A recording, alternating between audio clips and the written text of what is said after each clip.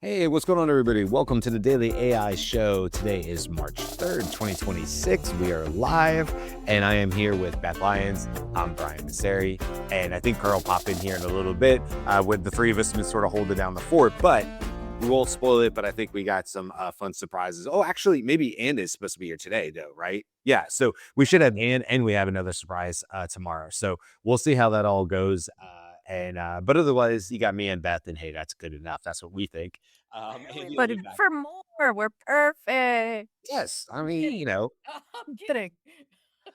we love all the other co-hosts too, but that's the nice part about this is that we can change people out, and the show keeps rocking and rolling. And just as I mentioned her, here is Ann. So yeah, I put you on stage with you asked. My bad on that.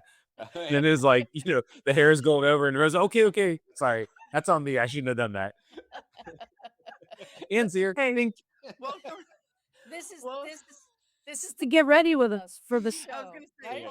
Sorry about well, that, this is Ann. the full extent of the get ready with me, everybody. I'll We're just here. go an extra step there, Ann. And like, while you're just in here, hit us with your first news story. Are you ready? I will tell you, are we in no are we already talking? It's only 7:02. Are we already into news? Are we We kind of We're moving kind beyond of the good. go wherever we flow here. And so like I say, if you got some news something you want to talk about, hit us.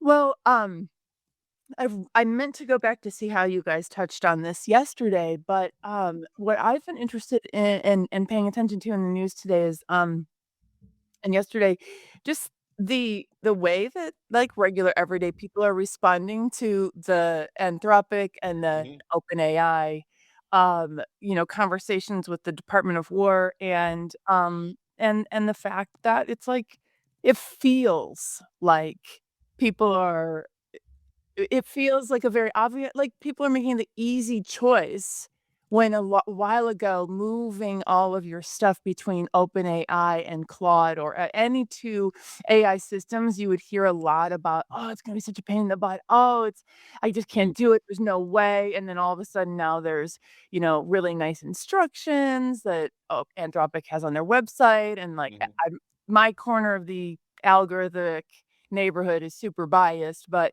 everyone's posting their instructions on how to transfer over. My team and I met about it yesterday. I guess we're OpenAI free soon as in a lot of the work that we do, but it just feels different. It just feels like people are like, okay, well, now we have now officially found the red line, and this is it, and now we're going to act. You think it'll stick though, Ann? I mean, look, I Yeah, love that people are we talked about this by the way on the show. Kind of you did. Friday, Okay. a little more yesterday as things have been rolling out over the days, and there's even more stuff between in the last 24 hours. So it's a great time to bring this up again. But I am curious, right? Like it's Mhm. hard when you're sitting in the AI bubble like us, and I know what she leads AI, but Yeah. also with other things you're involved with. Not everybody's in the bubble, but kind of No. everybody's in the bubble, right? Like there's newbies, but then there's people Yeah. who like kind of like following the folks that watch this show, right? So Yeah. I'm just curious. Okay, we this is actually a news story that there was a leak of 5.4.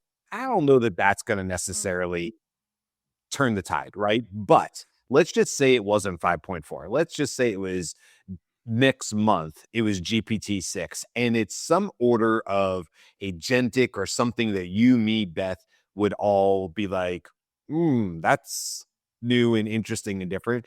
Do you think this sticks for people? Do you think they've like from what and I'm just curious what you Yeah. heard No. in Sheely's AI. Are people putting their foot down and they're like, no, even if OpenAI, this is a bridge too far for me personally, and I have decided I will not roll back. Oh, well, yeah, I hear you completely, and I've suffered the same thing when, Meta bought Manus, and I'm Yeah. just so deep in Manus, and I Yeah. mean, it's just and so, has it taken me a little longer to, drop Manus? Yeah, like, I haven't raced as fast as I would have liked to say, because I like my stuff in Manus, but Mhm. I don't want to be in a meta world. I wanna try to minimize that. Sure. But yeah, like how mu you start weighing things against each other, and for all of us, it's all one big, right, calculation. So Mhm. I'm like, "Well," if I finish this thing over here in Manus, then I can do it over here in this other system, and I will get over there as soon as I can, kind of thing. There is one thing that this opens up, though, that encourages me or makes me think the behavior might be a little bit different, Brian. Mm. I feel like in some of the areas, some of the spaces where I show up, like next week I'll be in Detroit. We have a conference for nonprofit technology, everything, not N10, and we're having a conference on the side of it to do debates about AI. I got stuck with the one that is I'm supposed to defend that we don't that the nonprofit sector doesn't need to worry about it. People will continue working in jobs, even if their employer isn't letting them use AI. I'm supposed to say that people will keep working in jobs if their employer doesn't let them use AI. But going into a space where people really are activist and feel strongly about their political, like, red lines, Sure. this gives them something to protest and adopt AI at the same time. Well, That's I the see that. window that I'm looking at, is who are the people who now get to say, "Yes, I'm gonna go into the evil AI world. However, I'm gonna do it with who now seems the good guys." Or I'm specifically not gonna do it with who now seems the bad guys. But to Yeah. your point, Brian, they're all gonna be good guys and they're all gonna be bad guys, and we all can't migrate every single time. This feels like the time. It's an interesting piece of that because since the story of Anthropic got told to me, right? Like, who is Anthropic? What are they about? The story of the, like, white hat good guy has had a life of its own. Mhm. And Dario has periodically said, like, "Hey, we wanna do our thing, and that was the faster way to do it," right? Like, he did not he has sort of tried to walk back, like, "I did not have, like, massively better benevolence than anybody else. We're all trying to create something that's gonna be to the benefit of the world, while Yeah. also being the one who creates it," right? Yeah. Those are the pieces, and I feel like this change because Anthropic's technology is still being used to analyze and pick the targets because Yeah. it is the technology of that is in it right now. I know. It's Yeah. like I get the story that went woo, and I just feel like, "Ooh, is that brittle?" Like, what else are you reading about news? Yeah. Because This is where I bring it back to you guys. Okay, I'm gonna throw another hypothetical out there. Never mind, OpenAI brings back a sexy new model, right? That could happen, and that could swerve people Yeah. back because we're like, oh damn it, it's the thing. I need to go get, and it's gonna bring me 5 new hours. They're literally In showing those me hours, I can, yes. it's 5 new hours of efficiency in my life, right? Whatever the reason is. But let's put that on the shelf for a second. What if OpenAI comes back, I don't know, in the next 6 months, and they're like, we have found a way to make every one of our data centers that we're deploying around the world, like, energy neutral. It's all clean and it's all, I'm just saying, right? Like, let's Yeah. say they in some sort of initiative like that. Cause then to your guys' point, like, that's exactly where I'm at. It's like everybody's lens is different. And I'm not here to judge. Leave them, use Meta, don't use Meta. I think everybody should make their own opinion. Oh, I'm totally. certainly not trying to force somebody one way or the other, but I could see how somebody would go like, you know what? I don't love the whole open AI, government story, right? What's going on right now? But you know what? A bigger deal to me is clean energy. And if we're not using oil, if we're not Mhm. firing up new coal plants to run these data centers, because the government has said, hey, it's on y'all to figure out how you're going to power these, which is a news story, what, Beth, in the last 4 or 5 days, right? Maybe late last week, we were talking about that. So, like, my point to this is everybody's got their lens, everybody's got their passions and stuff like that. I do like what you said though, Beth. I'm sorry, and about I do like you too, Beth. What you said. What I was gonna say is, and what you said about like, oh, maybe this is their gateway in, and for you, that's perhaps more exciting. Is That's that more exciting for me. yeah? That's Is interesting. I wouldn't have thought of that. I'm giving a talk that and I haven't the title came to me. It's hilarious because I do this all the time, and I would never recommend to somebody to just like give a talk title out of pressure. But the deadline was here, and I had to give the talk title, Mm. and it's AI adoption as resistance. And I haven't figured out exactly what I mean by that, but I do think that this is an example of being the person in your organization to say, listen, we know everything is going to change.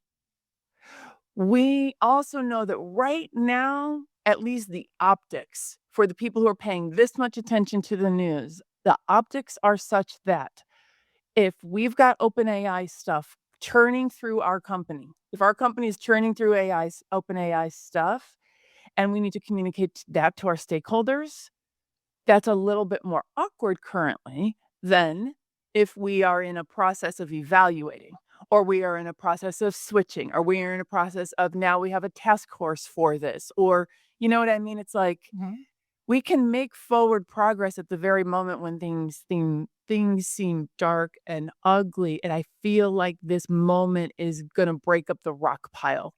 I think that's the bottom line for me is silver lining. This breaks up the rock pile. This breaks up the monolithic. It's black, it's white, it's good, it's bad. Mm.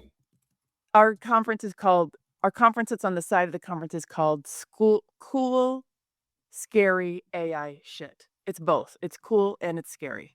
Yeah. But also, yes, and that I can totally see you giving that talk because then it just slides right into your pillar of we need to know what it is, we need to write governance and evaluation and all of those pieces that then are part of that because it's not actually about OpenAI. OpenAI is the flavor today for the Of the day. conversation. But Yep. you always want to be doing the same thing, right? You want to be able to Yeah. explain why you're using the AI you're using and how you're using it and what the rationale is underneath that. Yeah, Yeah. explainability is like number 3 in our industry's like top, framework for for responsible AI. No one knows how to explain any of this stuff, but we're having the conversation right now, so that's a good thing. I'm gonna take that as a positive. Yeah. I think, well, look, I think there's a couple of things that are cool about this. One, if this, just like your Manus example and what you're just saying, Beth, because I see Rachel Woods talk about this all the time, and she just like well, she's great, right? That's why I love Rachel, like obviously. But what she's saying oftentimes on LinkedIn is don't chase the tool, right? Create your system, create your operation. Beth, that's what you say all the time too, right? Like careful, don't chase the tool. Chase the system, this is why I moved into AI operations at scale, because, after spending 3 years of building and building and deploying and building and deploying, there comes a point where, well, at scaled, we've grown too big as far as what we do for AI. And so now it's bigger than me. And when it becomes bigger than you, well, then you don't really have a choice if you want to, as I always say, scaled, which is what's happening, right? But that's what needs to happen. And so much of my focus now on, not that I was ever a tool, I wasn't ever tool agnostic, and I wasn't siloed in a tool either. We bounced around. In fact, I'll be teaching the third and last week of to sales reps today about, it's an agent certification, and I will absolutely be showing them. We started with custom GPTs. We moved into make. We did basic make automations. We went into advanced automations. I'll show them advanced AI workflows. But today in the class, it's an hour and a half class. I'll be taking sales reps from the most advanced make automation into Claude Code and showing them where that goes with visuals. And so I could actually maybe show it at some point on the show today. Man, we all want that class. Do the scale employees or did only people get to access this expertise? We teach these classes. I teach these classes quite a bit. I have usually we'll separate BDRs, SDRs, like reps and AEs usually from manager leadership. So I teach on for this 3 weeks. The way it's worked is I've taught to reps on Tuesdays, and then I do an hour and a half with management, sales management, and leadership on Thursday. Nice. It's similar course, but of course we're looking like reps. What do reps care about? Lead gen, prospecting, churn and things like that, what do managers care about? They're like, I'm only one manager and I need to nurture, mentor, review, help my BDRs and SDRs get to the next level. I can only read so many transcripts. I can only, so of course that's more of a management level. How do I help my reps be better reps? And of course, today's class is more like, how do I do baseline sales, right? Like, how do I Yeah. so anyway, my point to it is like I sort of went 3 over, but what I wanted to say is that like I do try to look at different tools. I absolutely agree with Rachel and others. She's not the only one saying it, but definitely talking about like, hey, careful, because this is what happens when you build so extensively into one tool that you can't back out of it, or that your process is broken if you were to use another tool. Yep. This is actually better because if OpenAI had done something so catastrophic that like, because me and Karl both at least agreed on this yesterday, is that we don't expect any of our clients to come to us. I do not expect any of my clients to come to me and say, hey, are you building with OpenAI models? Because we're definitely not for that, right? Like, I don't, Karl didn't expect it. I don't expect it. It has not come up yet. I don't think it will, that kind of thing. But should something like that happen, or Gemini do it, like Google does something so dastardly that I literally I have clients coming to me and saying, Brian, stop using this API. I have to make sure that my system was built so that's capable. I can't have a bunch of clients where I cannot change out the API. That's nuts. You Yeah. know, so you have to build systems that are going to work across the whole system. You know what I love is that the two of you were having the conversation about, I mean, none of our clients are going to come, blah, blah, blah, blah, blah, talk to us and ask us. While my inbox, I had 3 email messages yesterday just about like, can I pick your brain about the changeover and people are nervous about it and it's my world versus where you guys are and it requires so much patience sometimes for me because I see them in the way that you all see your clients, and I see your clients doing what they're doing. There's a great juxtaposition between between the productivity and the, like, business growth and impact growth, and the people that you get to spend most of your time with and the people that I get to spend most of my time with. Well, listen, like it's a look.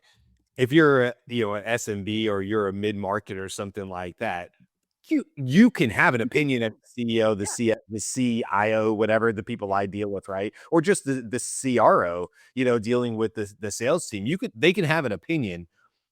That ship is hard to turn around, right? We know that. Turn around. That's Yeah. just like Beth, you were saying with Anthropic is embedded in the government. They can't pull it out today. They can write all the X posts they want about it, about down with Anthropic. They're far left leaning in those, all the stuff. And the Treasury had something out that just said we are stopping using. And I'm with you, Beth. I'm like, yes, and when? I don't think you can pull it off. No, yeah.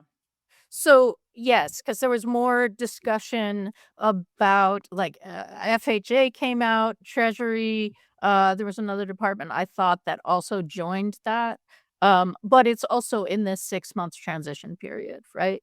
Um, the other piece to look at, and I've seen a little bit of this pushback in terms of the constant leaking, apparently, of 5.4 because it's not actually leaking 5.4, but like people's screenshots seem to be having 5.4. There's like something embedded in the code. And the interpretation or the assumption now is that the Codex team at OpenAI are using 5.4 because that's sort of where it's coming out of. Yeah. And Tebow or Tibu or somebody. Tebow. And he was like, you saw nothing, to the guy who writes the neuron, which I thought was hysterical. He's like, I thought I saw, and the guy writes back and he goes, you saw nothing. You saw nothing. No. Yeah.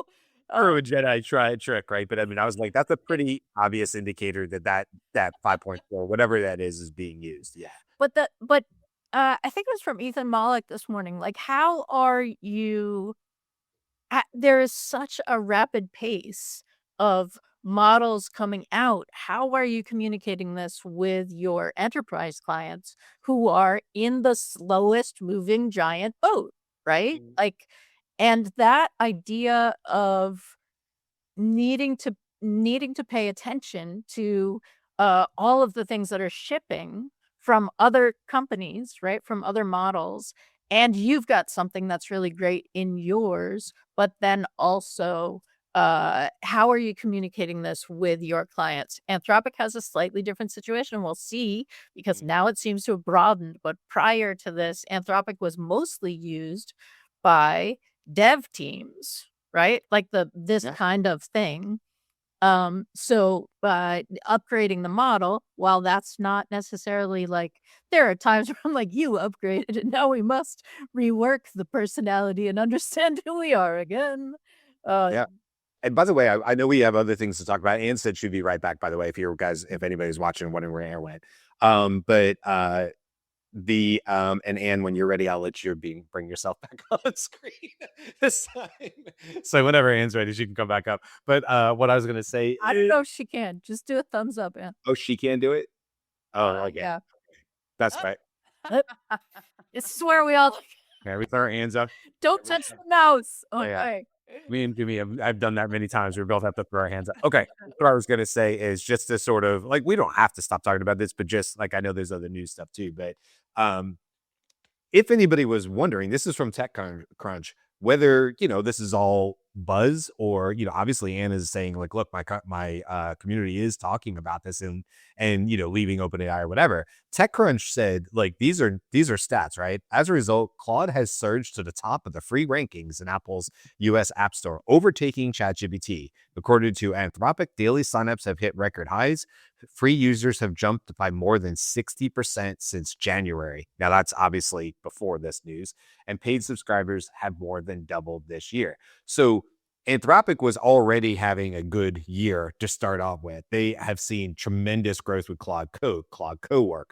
They are pushing new features and functionalities daily.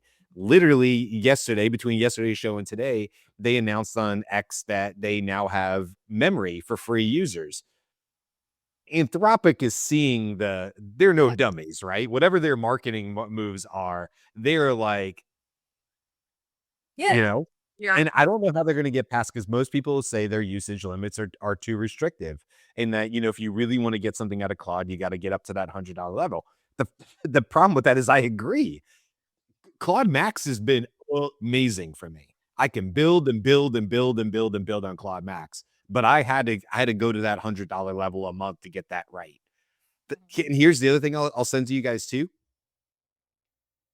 Damn it, do they make it so you can get too used to paying $100 a month? And I'll give you a perfect. This is my example.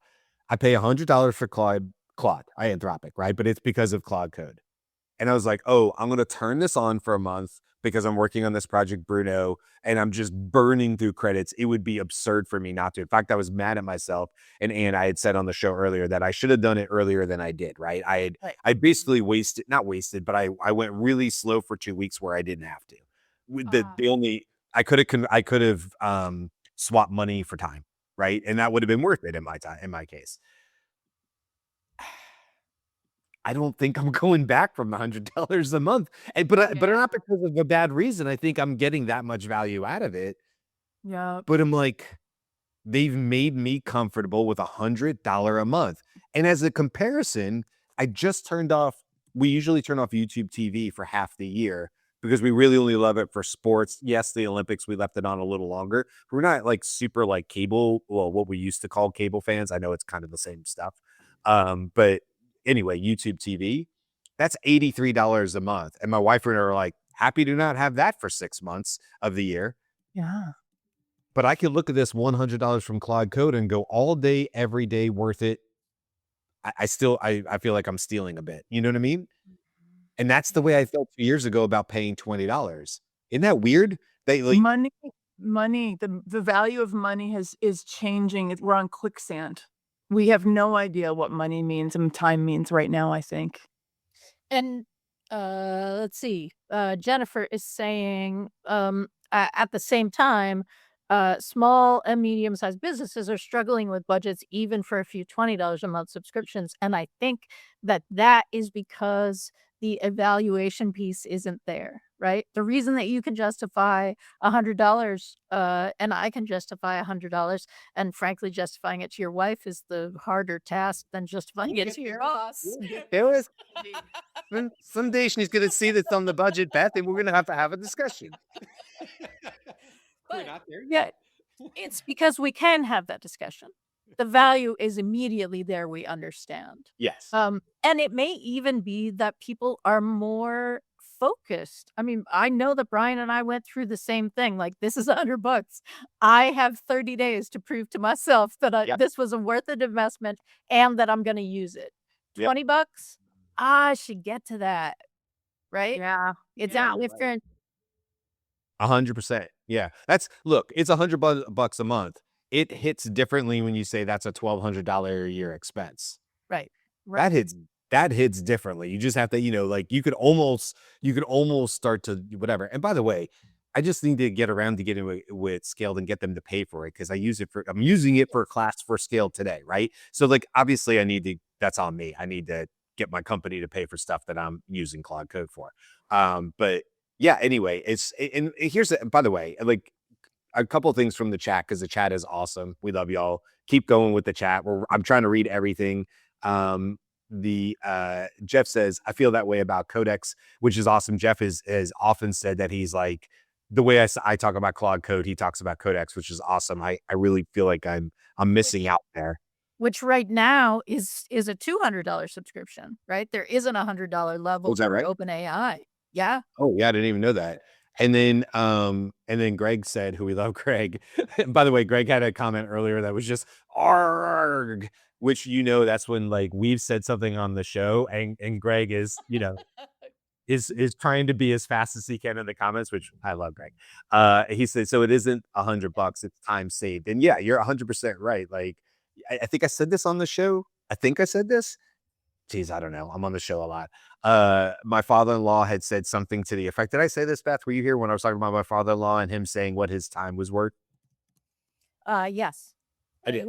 With moving the oven stove. That's right. Yeah. And he was like, my father-in-law basically said, I've decided what my time is worth, like literally the hourly rate for him in his 70s, right? To do certain things. And he's like, if it's above that number, I get somebody to do it. It's below the number, whatever it is, right? He's like, it just makes it easy for me. And I'm like, yeah, I need to do more of that was my point because everything should be thought through that lens of, yes, number one, you have to have the budget for the money. I don't sit here and presume that everybody just has $100 to do it. I'm certainly not rich, but I'm at a point where I'm pushing this stuff through and it's making a difference and I'm seeing what it's doing. And I can, at least for me, I can justify that cost.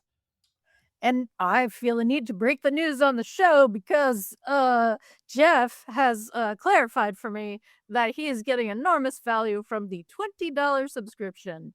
Oh, Codex. Yeah, there you go. And using, because it's just a $20 subscription to OpenAI and you get Codex with it. Yeah. All right. Time to look back at that. Thanks. Hey, two things. One, Karl has joined us. Hey, Karl, how are you? Hi, Karl. And two, I wanted to bring up this other quick news story because I do think it's important. This came out yesterday from Reuters. U.S. Supreme Court declines to hear dispute over copyrights for AI generated material. So this is interesting. There was a gentleman who had gone up through the courts in the states, and was trying to get it to the Supreme Court.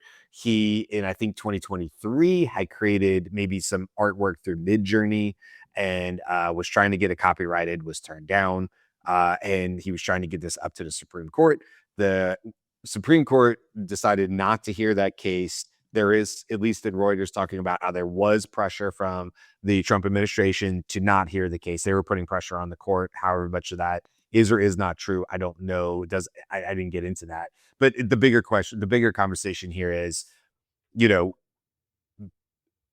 what I'm seeing over and over and over again, because this is not the only case, is that while sure there are probably adjustments and updates to copyright law that need to happen in the age of AI, what I consistently see things coming back to is, the language that's already there about human involvement, human creation, human in the loop, right, is what we may say as far as that art process or whatever it is you're trying to get copyrighted. I guess it doesn't have to be art. And this is a big one. And so even the gentleman's lawyers were saying, Thaler, the guy's last name is Thaler.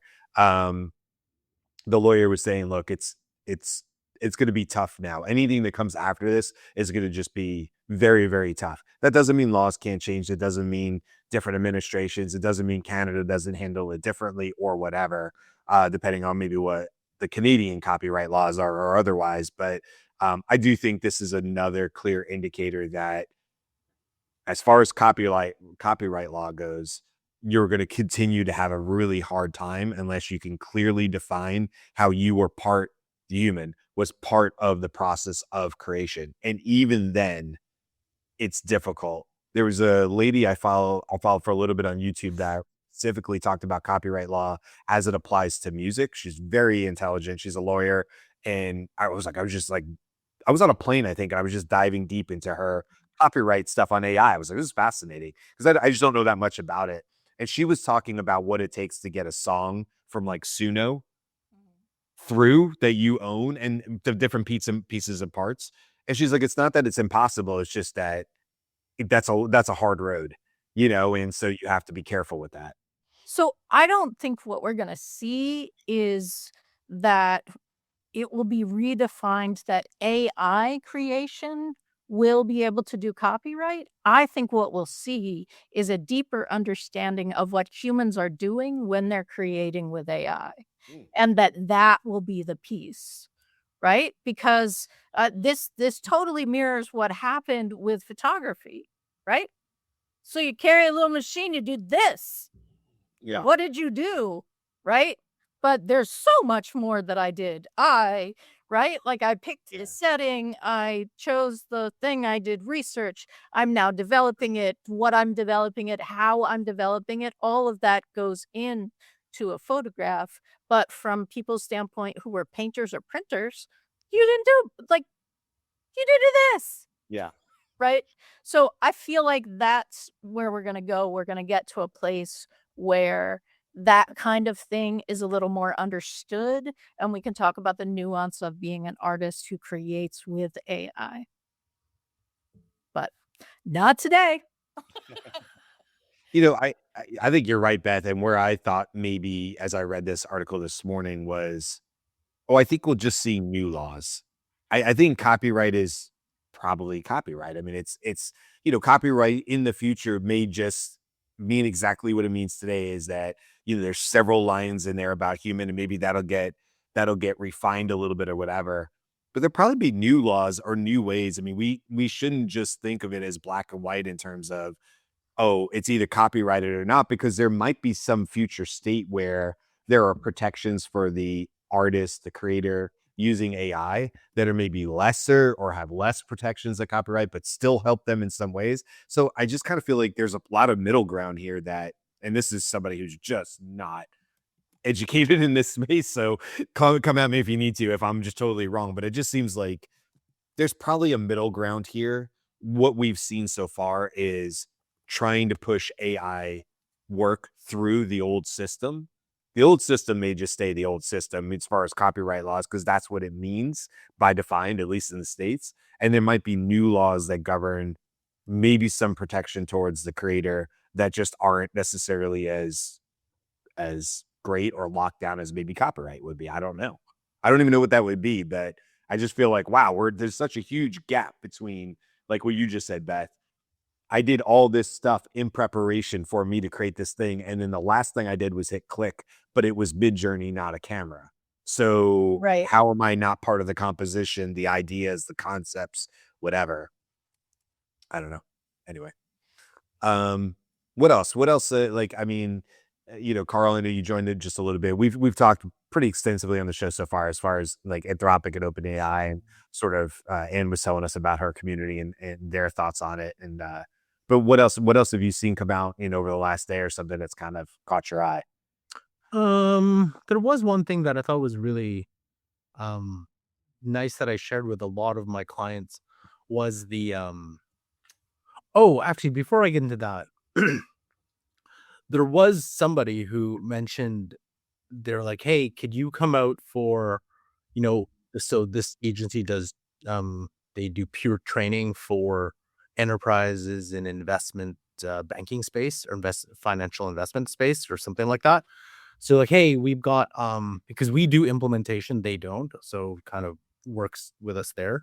So they're like, hey, we've got this training on N8N that this company is interested in. Can you attend? I'm like, cool. But then I was talking about, hey, um, a lot of our clients, I'm trying to move them over to co-work just because obviously it depends. Certain things are better than others.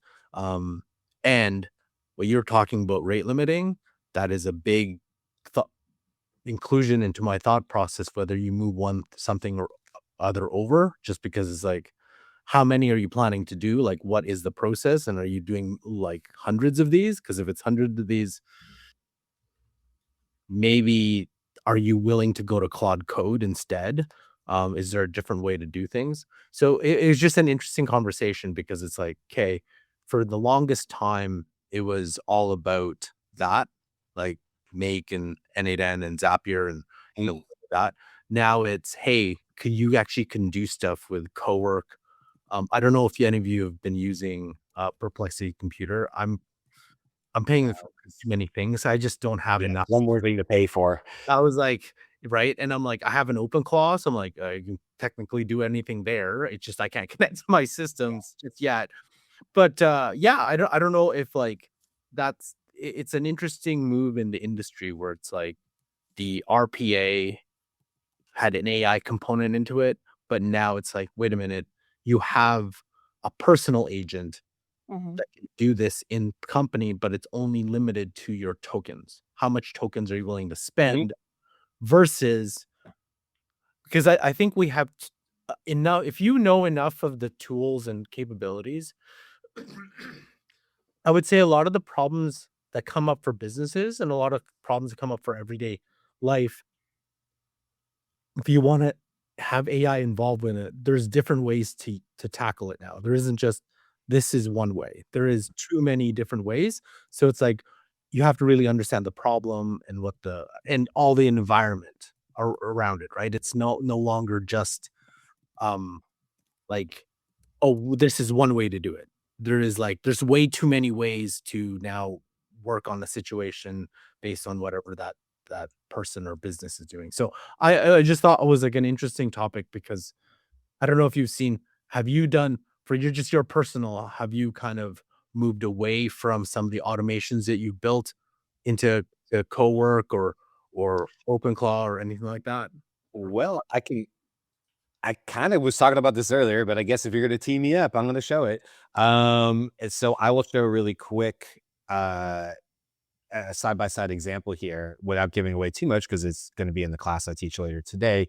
But all right, I'll just show this really quick on the screen. I'm not going to take too much time on this, but exactly what you're talking about, Karl, is kind of what I'm teaching, but also what I'm doing in my work too. So I'm not going to go through this make automation, but this is a make automation that does a lot of stuff for sales reps, right? And so it's very easy. It moves from left to right. It does some things, got a router split. I don't even think most people would consider this to be the people I teach feel that this is complex, and I'll be showing this them as a complex. Most people would think this is complex, Brian. Okay. Brian. Karl and I understand what we're seeing. I feel like this is The normal people, I would like to inform you that this is extremely complex. And I love it. And I'm so glad I have you in my life. This is what I built instead. This was built in 30 minutes using Cowork that is better than that, right? Because what this does is this allows you to bring in anything from the CRM. And this is like 25 different prospect leads that a rep would be looking at. But here are all your agents at the top, and they're all running and working. And you can I can divide this out by like my cold, people that came in from webinars, people who came through contact forms, right? Then I can go to Allbirds here and I can see what the overview is, the research, the analysis, if there was any, what the strategy is for me working at this company Dialpad, the email outreach I should have, and then my overall briefing document it had. But then you go further, right? And now you can start doing things that are agentic. So you can have intelligence feeds. So every time the rep would come into this dashboard, it's also looking at those 25 leads that are in there or whatever's coming in from the CRM and going, hey, there's like extra stuff going on with Allbirds that might be relevant to you. And then not just like, here's the news, but also, hey, rep, this is exactly why it's relevant to what you're doing and trying to reach out to Allbirds. You know, it's not always just the baseline low hanging fruit. Somebody moved roles. It's like deep down, what is going on with Allbirds? What's their new marketing approach? What did their investor report just say? What are they doing? And now me as this rep sitting at dial pad, how do I put out an intelligent email that's going to let the person know that I'm reaching out to Allbirds, that I know what I'm talking about? I am understanding, I'm deep, and I am proposing, you know, the solution here or whatever it is, you know, from Dialpad that could help in that. But I'm bringing in the latest of the knowledge to do that. So this is what I'm going to build, and this is literally what I'm going to show in the class today. I'm going to teach them how to build this. And you know, if you'd say deploy all agents and you come back here to all, it will literally just keep running through all these agents. You can see the red ones are the ones it hasn't looked through, and the green ones are the ones it's doing. And it would literally just ping the CRM. So like a HubSpot or a Salesforce or whatever. And it's going to look at those leads. And then it's just those prospects, right? And it's going to just keep working those as an agent. To me, this is the difference of, Karl, to your point, sure, Make is a through process that is very efficient, or an N8N or a Zapier. And I can go row by row and I can control the data. It's great, right? There's nothing wrong with it. I can output that to anywhere I want through a connector. But to me, this is where the leap is to co-work our code, because now I can build dashboards, I can build interactive stuff that aren't just waiting for me to take action, but literally like when I log in, have taken action on my behalf and are waiting for me to say yes or no. That's the difference, right? That's proactive. So that's kind of like, just to answer your question, because I was going to maybe show that today anyway. This is exactly where I'm literally showing my students today who are in sales, because I want them to know this is possible. Yeah. So, and that's you went to actually something else that I was thinking about too, is like those simple things that you could build out, and it's all based on, you know, your company's tech, how you operate, how you work, right? Because some people, that may not work for them just because of how they collect and do certain things, right? There's some differences I've noticed with company to company that like just don't apply. But as long as you have some sort of base understanding of that like understanding there, and then apply it to whatever it is, you have it. Now, the only thing though is when we're talking about some true automations, there are some things that like an N8N or a Maker's app you still work for. Like they still are faster or they don't cost you as much. And I find it's more of they don't cost you much than the other side. But you're right. Like if you can kind of think of building that process yourself, that works. The only impediment, and I've been writing about this for quite a bit, is if your company has software that is like an industry specific one, like not a generic Asana, Jira, sales, none of that. Like we're talking very unique to that industry, or maybe a niche to that. And we're talking like maybe they have an API, or if they have one, it's like worth $30,000. You have to pay $30,000 a year to access because they kind of discourage you from using it. Like that's a big impediment right now, because there is very little connection. Your AI either has to use browser, you have to browser it, a browser agent, or you could kind of try to build an MCP out of it, but that's very difficult sometimes, or it doesn't work. Or you kind of have to data lake it and just create your data lake and put your MCP on top of that. But a lot of times, many companies still have many of these industry niche specific stuff, which not even N8N could like, it's very tough to get into. Like, very, very difficult to get out of it. Hey, look, this goes back to the idea of this is the worst it'll ever be, right? You know, this is February. What's it going to look like in August? You know, and so it's still it still can be somewhat complicated. But I go back to the idea here is, and all of y'all are the same way. It's how do you make the complicated simple? And to me, if I'm going to do something like that, when I'm going to show this demo of like the rep dashboard, right? And it's just one, it's one idea. But the idea being that it's just like, yes, you can have multiple agents today in AI working on your behalf. That's possible. I'm showing it's possible. This is live. This is not a trumped up data. This is like actually running live, right? And that was built this morning with just a couple carefully good PRD, which I'll talk about with the class and stuff like that, and a curated couple prompts. The majority of it was Claude code doing the work. And that's what I really want people to know is if you come in with an intelligent design, if you come in with a good plan, if you understand how to communicate correctly with AI, you will go far. Yeah.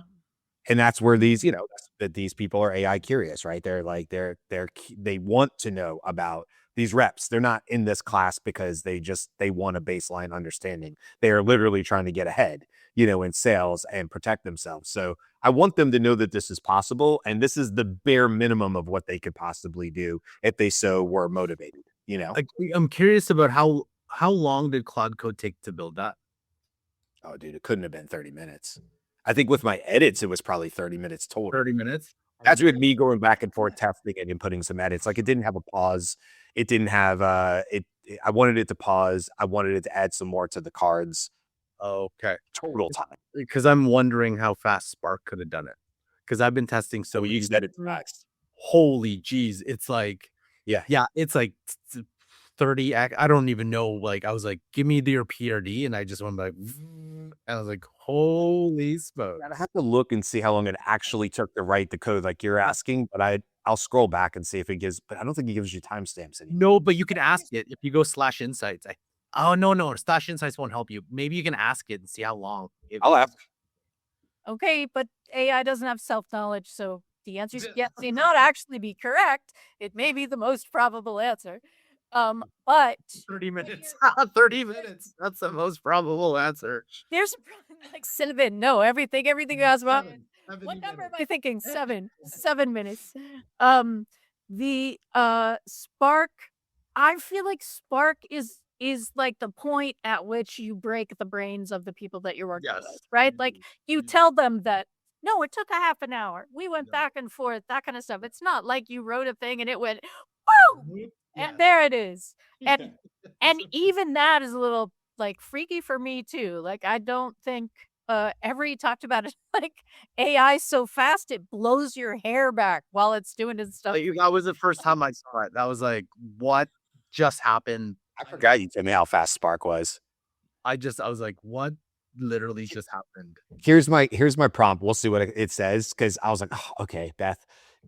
It's like, that's going to look right a better prompt. So I said, this is what I said to Claude Code. We'll see what happens. Based on your logs, that's important. How long did it take you in minutes and seconds to build the first draft of the dashboard? It has to be based on actual log times, so it is correct. So we'll see what it says. Yeah. Right now, it's got a task and it's going, okay, I'm going for the time. I'm looking for the dashboard build timestamps because I know the logs are timestamped. I use them all the time with my other projects. So as long as you have solid logs, it should be able to do the basic work.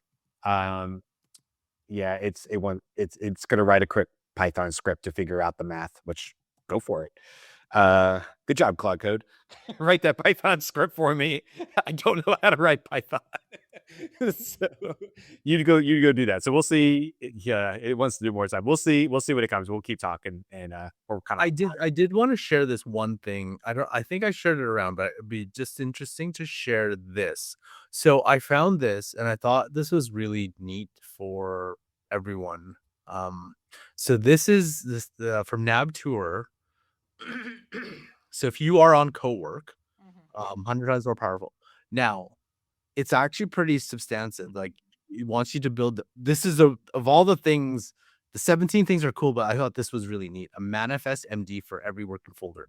Now, I guess you depends on what your file structure is and what you're trying to do. But if you're working consistently in said folder with subfolders, and it isn't just trying to build you're not building an app, but you're working in there. I like this. Fix a manifest MD file. You drop into any working folder. Tells Claude, it's sort of like a Claude MD folder. Right. Which documents are source of truth, which subfolders map to which domains, and what to skip entirely. That's so important because those who have, even on some of our clients who are on team Claude teams for business, the rate limit is ridiculous. Like I get those like, why? I barely got this much and I'm already rate limited, or it's already compacting my mic. So this is worth it. Tier 1, source of truth. Tier 2, subfolders map to specific topics. Tier 3, old drafts, suspended version, don't look at, because Claude Cowork does look at most of the stuff in your folder. So you very, very, very precise.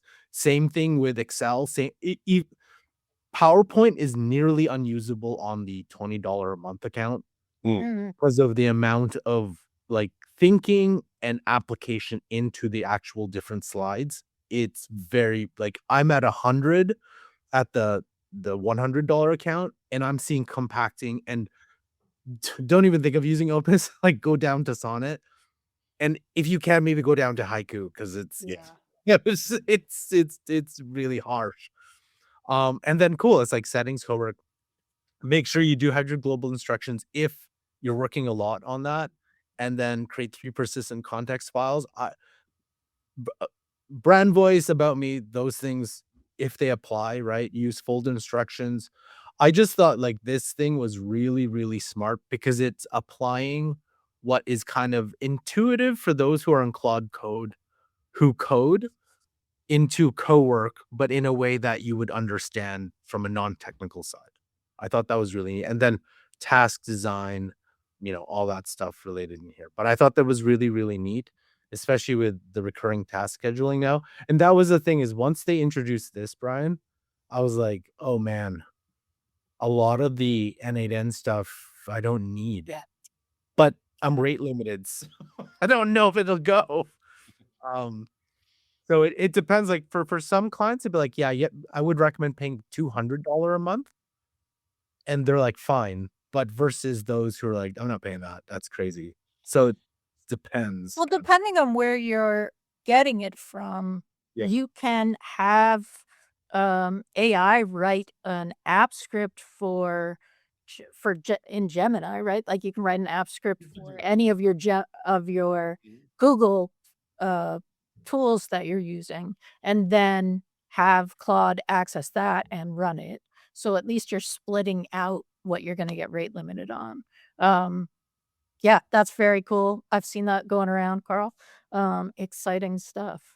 I will say that we didn't talk about it yesterday, and we haven't talked about it yet today, but Claude Code is having some Anthropic. Claude Access is having some growing pains. It was out a bunch yesterday. Yeah, there were big comments about like, well, Claude's down, I guess I'll go take a nap. Or like, wow, I took a walk and I met grass again for, the first time in 3 weeks, or whatever that was. There is a status so that you can see, and it is experiencing trouble now. It's pretty much just with Sonnet 4.6. And it made me look at it because you just said that, Karl. But it is status.claude.com. And we're not in the red, but we're in yellow for elevated errors on Claude Sonnet 4.6. Yeah, Cowork straight up wouldn't work this morning for me. Yeah. It was errored, but Claude Code has been okay. I think it's because OpenAI kind of has. Have you noticed you're working with ChatGPT? You don't get rate limited at all, period. Whatever plan you're on, you're kind of like, it keeps going. Outside of Spark, which I got rate limited, but it's because like if you get more and more people, you're facing a completely different problem in terms of inference and compute.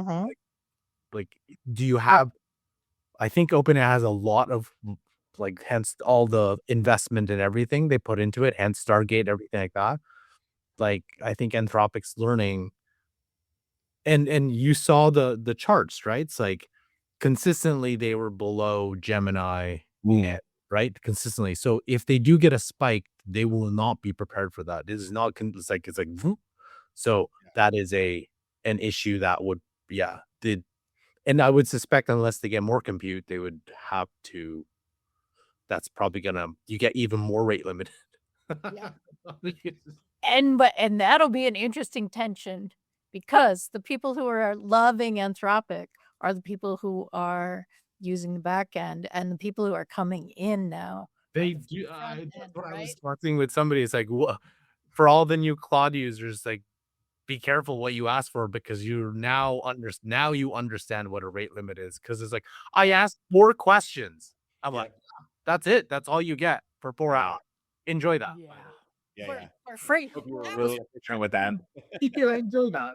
That's what was freaking me out yesterday, because the usage screen went down, and I'm like, I am not getting rate limited yet, but how much of my weekly allowance have I used, because I can't see, and I'm just like running off building stuff, and I'm like, holy crap, you better not come and tell me that I have like 20% left until Friday.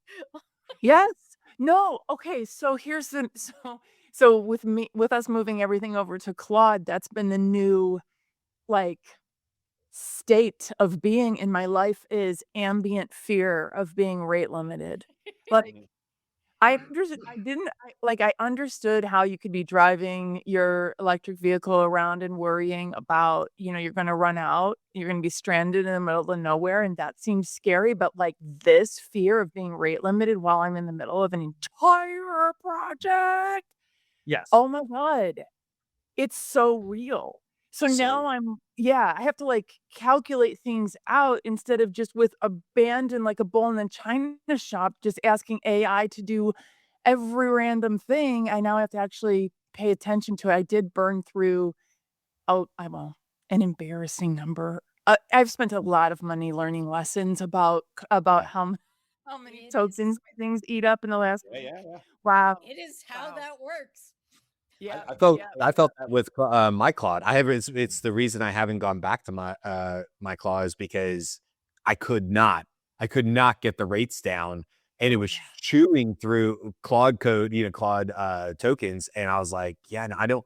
This is not where I need to be right now. I'm spending way too much time doing it. Yeah. Also, though, and I was going to say, you've inspired a new line of merch for the Daily AI show here, or She Leads AI. I'm happy to share. Yeah. And I think it's like She Leads AI, the Daily AI show, and on the back it says, "No, I was listening, but you've been rate limited." Or it's a mug. It's a mug that says, "I'm sorry, I'm gonna have to compact this, man. This is a conversation today." It's no, that's great. Like 4% till compaction, right? We're making t-shirts. They'll be up on the site tonight. Listen, this is Rate limited. Yes. and I'll buy one of yours. I don't know that I have the time to go print these out or whatever, but I feel like people in the know will know. It's so niche. It's so niche. I love it. I love it. Well, you'll be out, and somebody will look at your shirt and go, you're like, yeah, you know, you're in the AI bubble with us. You're in an elevator, right? There are 10 people and only one person goes. Yeah. Right? Exactly.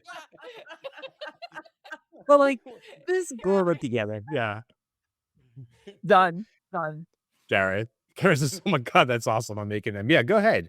I'm not although this was human memory, I will not try to copyright this. So go for it. Garrett, You're gonna make it we with made AI. to put them up on Etsy tonight. Which Yeah, means that that's you it. can't copyright it. Yeah. What's that, Beth? You're going to make it with AI, which means you can't copyright it because Can't copyright. Bless and release. Bless and release. This isn't the season of bless. Do I need AI to write a couple words on the side of a mug? I think I just need Canva on that one, but you're right. Maybe Canva's using AI and I'm still going to be screwed, Or what tool did you use? Well, Canva uses 10% AI, so you're still technically using AI. You're like, oh, I didn't know, So little gets through using it, Bilby. Clearly, if we were fast and loose in the early parts of the Daily AI show, now we are the Daily AI show faster and looser. That was the other thing. Yeah. That who was that? Jeff Fast and loose. I think that was Jeff, and I said that'll be our new wait for it, that'll be our new tagline or whatever. Garrett says, laugh, I don't need AI. Yeah. Garrett doesn't. I literally have a t-shirt press right here. So I mean I guess You do not. Are you touching t-shirt press right now? it's right on the floor here. Yeah, because Bringing to it. You're the most random human. I just am bed lag. no, as we found out, I thought it was me. It's Andy. Andy, If you talk to Andy long enough, he has done all the jobs. he has done all the jobs. Okay. Yeah, we're all the things. Andy will randomly be talking to us, and he's like, "It reminds me of a time I had a job at Pixar." Like, or I was the no, not Pixar. It was Hume. That'd be too basic. I was the He was offered the job, but he didn't take it. no, not Pixar though. Jesus, what are the Disney people called that build all the things? Imagineer. Oh, Yeah. Andy was like randomly in a conversation. He was like, one time I was almost the head of the engineers or the Imagineers. We're like, what? He's like, oh, it didn't happen.